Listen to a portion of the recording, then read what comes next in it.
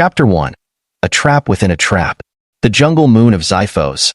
7 was a place of deadly beauty, lush green canopies stretching endlessly over mist-laden valleys, rivers teeming with bioluminescent creatures, and an eerie silence that sent a constant chill down the spine. It was a world where predators lurked unseen, their patience stretching across centuries, and where a single misstep could mean instant death. For Ethan Voss, it was just another job. His ship, the Starbound, rested in a clearing barely large enough for a landing, its hull scorched from atmospheric entry, its thrusters hissing softly as they cooled. Ethan adjusted the settings on his wrist scanner, his boots sinking slightly into the damp earth as he surveyed the area. The jungle was dense, almost unnaturally quiet, not even the chirp of an insect, no rustling leaves, no distant howls of unseen creatures. Something about this place was wrong. He'd been sent to extract an energy core from an old research station buried in the jungle, abandoned by the megacorp that had once exploited this moon for its rich xenocrystal deposits.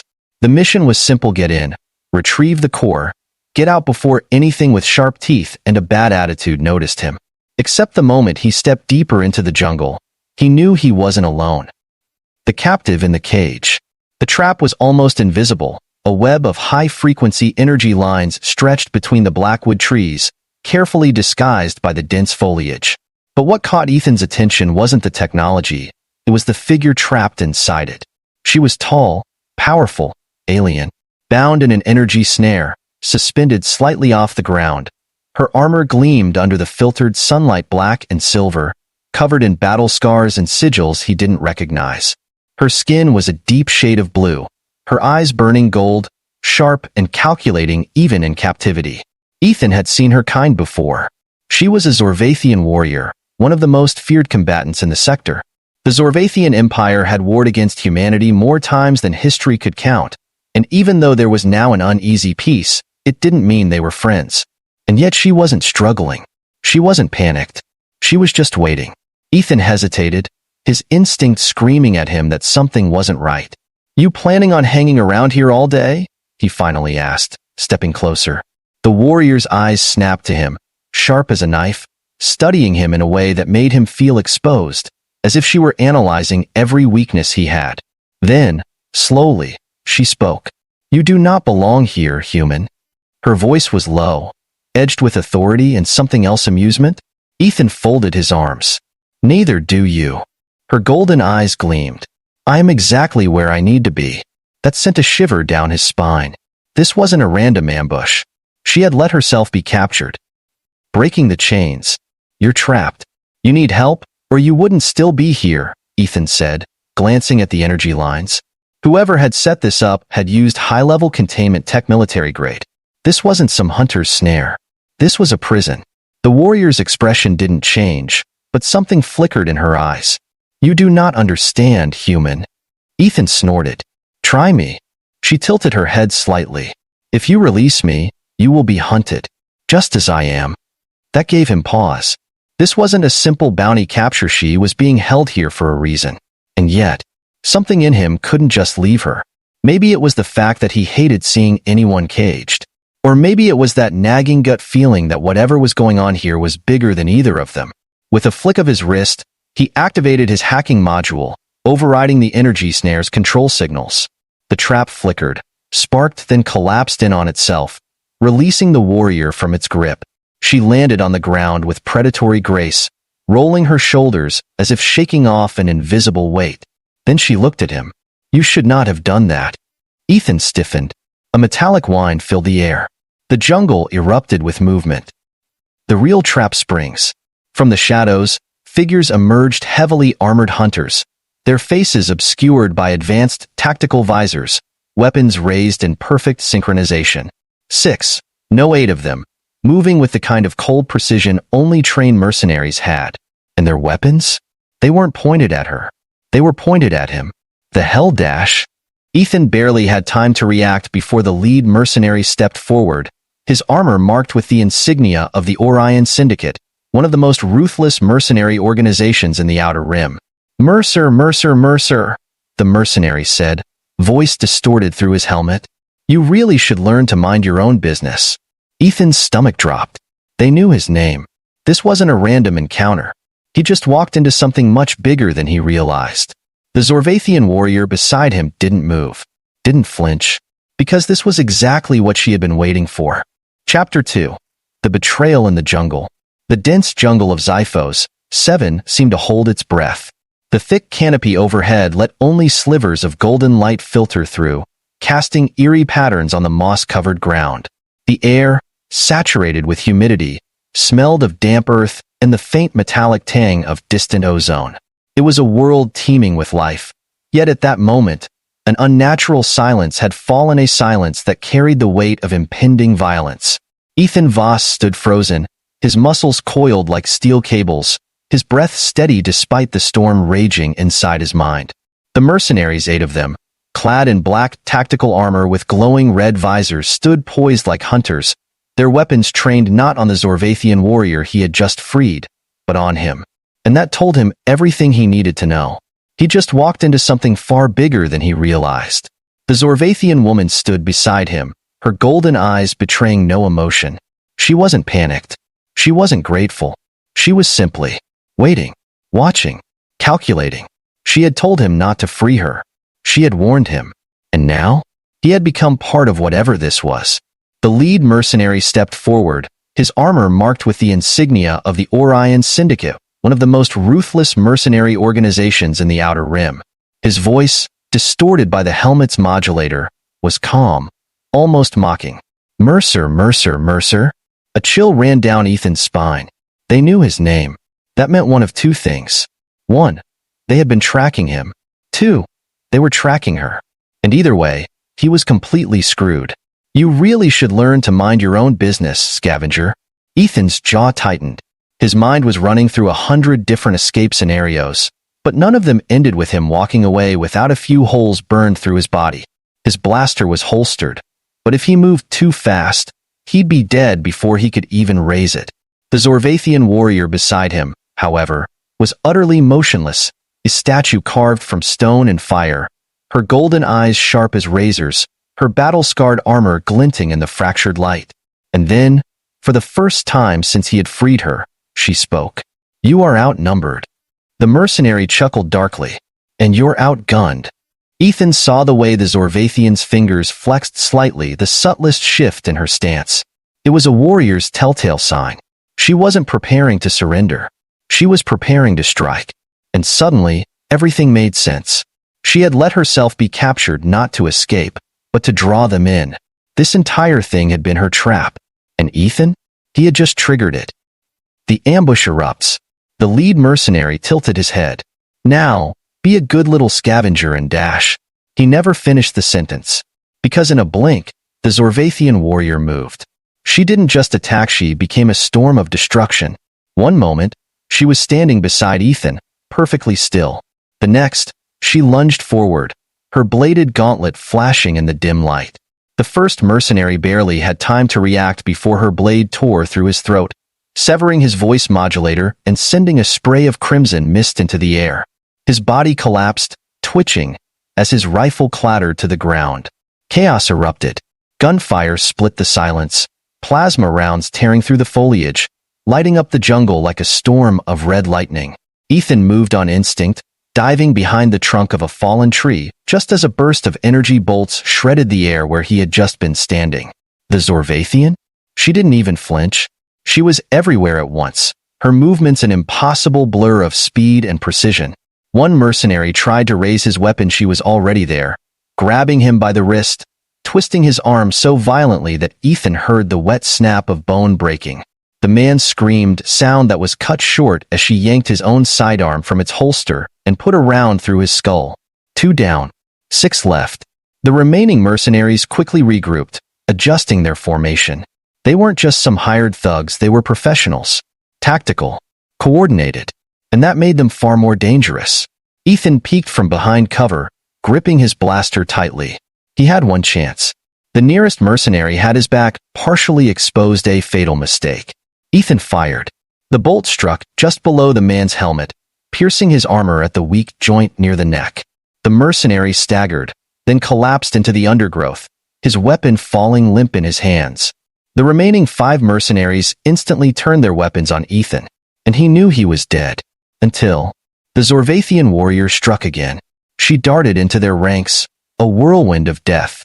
She grabbed the nearest mercenary by the collar, hoisted him into the air, and using his body as a shield absorbed the incoming plasma rounds meant for her. Then she snapped his spine and threw him aside like discarded trash. For left, Ethan didn't hesitate. He ducked under a barrage of gunfire, rolling to grab a fallen mercenary's pulse rifle, its power cell still humming. He raised it and unloaded a full burst into another attacker, sending him crashing into the mud, lifeless. 3 left. One of them was already retreating, barking something in garbled comm chatter. "They're calling for reinforcements," Ethan shouted. The Zorvathian warrior didn't even look at him. She threw one of her knives, the blade spinning through the air faster than the eye could follow.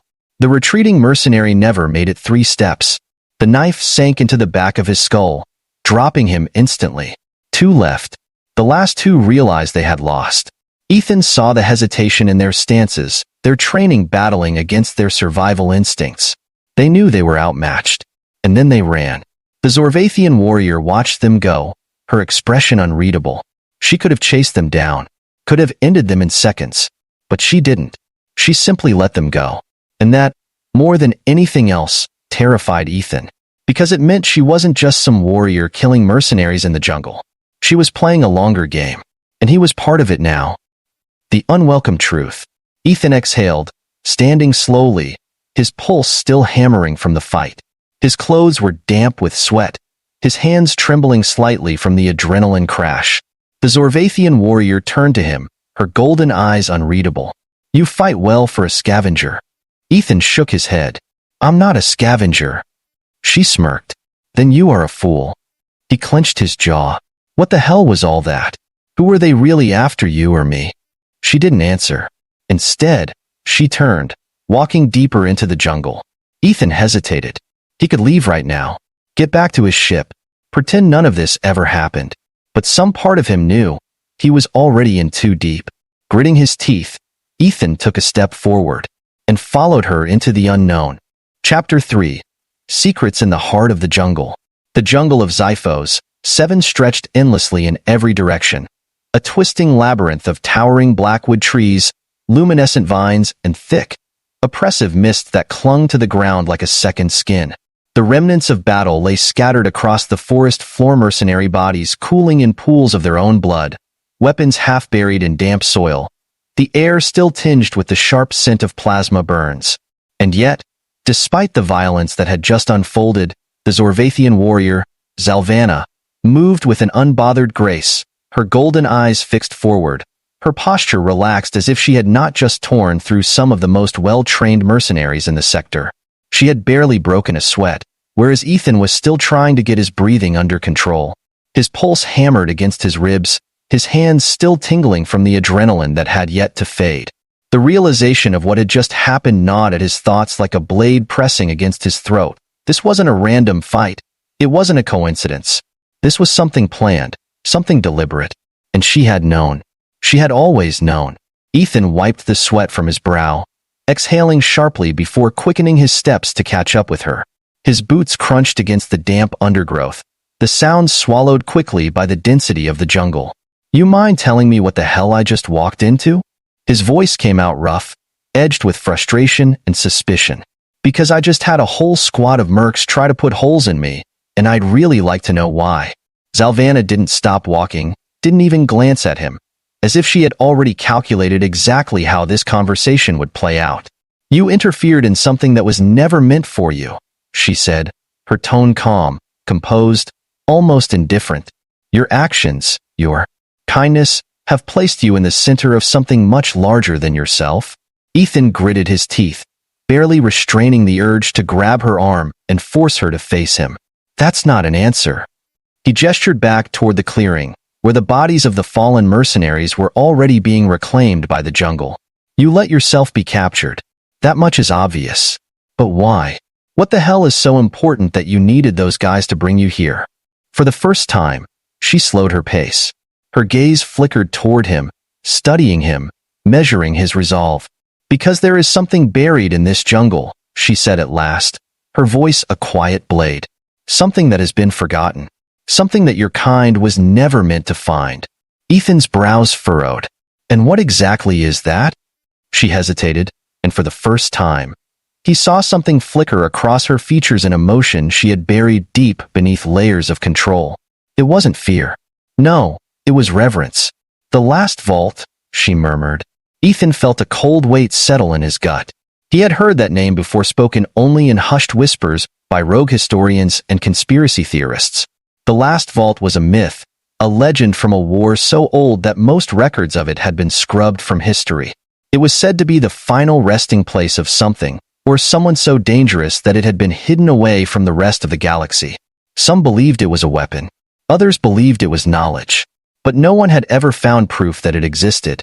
Until now. Ethan exhaled slowly, rubbing his face with his hands as the pieces of the puzzle began to click into place. Let me guess, he muttered. The corporations are after it. Zalvanna's lips pressed into a thin line. Of course they are. They have always been after it. She turned her gaze toward the deeper reaches of the jungle, where the mist thickened, concealing whatever lay ahead. And they are not the only ones. Ethan ran a hand through his hair. Right. Fantastic. And now, because I couldn't just walk away, I get to be stuck in the middle of all this. Perfect. He let out a hollow chuckle, shaking his head. Tell me something. Why did you let me free you, if you knew this was going to happen?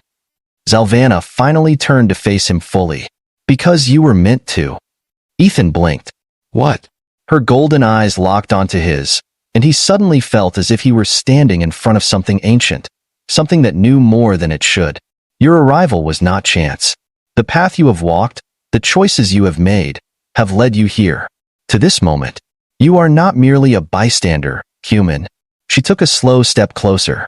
You are part of this now, whether you accept it or not. Ethan swallowed hard, a bitter laugh escaping him. Great. Just what I needed. A prophecy. Zalvanna didn't smile. She simply turned and began walking again.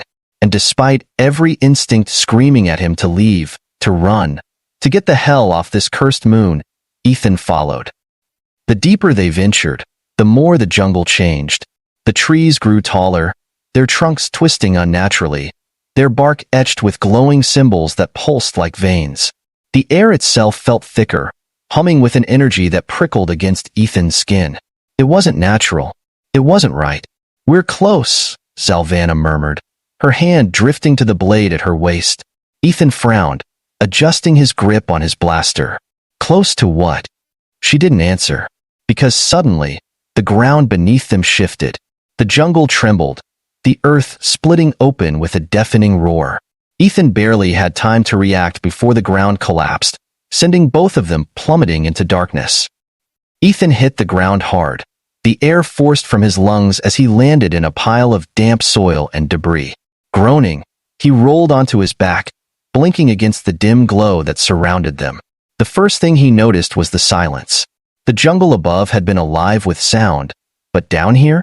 Nothing. Not even the whisper of the wind. The second thing he noticed was the structure. They had fallen into an underground cavern, but this wasn't some natural formation. The walls were metallic, smooth, and inscribed with the same glowing symbols that had marked the trees above. An ancient facility, buried beneath the jungle for untold centuries. Zalvanna rose gracefully to her feet, her gaze sweeping across the chamber. And for the first time, her expression was unreadable. Ethan pushed himself up, dusting off his jacket. So, I'm guessing this is the vault? Zalvanna didn't respond immediately. Instead, she stepped forward, reaching out to touch a panel embedded in the wall. The moment her fingers brushed the surface, the chamber came alive. A deep, rumbling vibration echoed through the cavern. The walls pulsed, the symbols igniting with brilliant golden light. And then, the doors at the far end of the chamber began to open. A gust of cold air rushed out, carrying the scent of something old, something forgotten. Zalvanna exhaled, her voice barely above a whisper. It has begun. Ethan took a slow step forward, staring into the darkness beyond the doors. And for the first time, he truly understood. This wasn't just about her mission. This wasn't just about the corporations. This was something far bigger than either of them. And now, There was no turning back. Chapter 4. The Vault's Revelation. The doors to the last vault rumbled open, their sheer size sending tremors through the ancient chamber, dislodging centuries of dust and forgotten air into the space where Ethan Voss and Zalvanna stood. The glow of the runic symbols on the walls pulsed in an almost rhythmic pattern, as though the entire structure had begun to breathe again after centuries of slumber. The cavern was vast, stretching into the darkness beyond their sight, its walls lined with monolithic structures that resembled both altars and control stations, as if this place was both a temple and a fortress. The air was thick, dense with an energy Ethan had never felt before, something almost sentient, something watching, waiting, weighing their presence. Ethan took a slow step forward, his fingers tightening around his blaster. His breath was steady, but the pounding of his heart told a different story. He had spent years salvaging lost ships, dodging corporate enforcers, and finding himself knee-deep in bad deals. But this was different. This wasn't just some forgotten relic of an ancient war. It was something alive, something the galaxy had buried on purpose. Zalvanna stood still, her golden eyes glowing faintly under the ambient light. For the first time since Ethan had met her, she seemed almost uncertain, as if even she, this proud, unstoppable warrior, was unsure of what she had just stepped into. Ethan exhaled, his voice low. "So, you mind finally telling me what exactly we're looking for?" Zalvanna hesitated, but only for a moment. "The truth," she said simply. Ethan huffed out a bitter laugh. "Truth? Truth about what?" Zalvanna didn't answer right away. Instead, she pressed her palm against one of the ancient consoles, and suddenly, the cavern came alive. A pulse of golden light surged through the monolithic structures, spreading in delicate veins across the walls, illuminating the entire chamber in a way that seemed almost unnatural. And then the voices began. They were not human. They were not alien. They were something else entirely. Low, overlapping, layered whispers filled the air, speaking in a language Ethan didn't recognize yet somehow understood, not with his ears, but with something deeper, something buried in his very DNA. The words seeped into his mind, unraveling a story not written in books or recorded in archives, but etched into the fabric of the stars themselves. And what he learned changed everything. The last vault wasn't a weapon. It wasn't a prison. It was a warning, a record of a war so old, so cataclysmic, that even the oldest civilizations in the galaxy had forgotten it. But the war had not forgotten them. The voices spoke of an enemy, not corporations, not empires, not Zorvathians or humans, or any of the species that ruled the stars today. No, this enemy was something beyond flesh and blood, something that had once walked among them before the first star had even been born.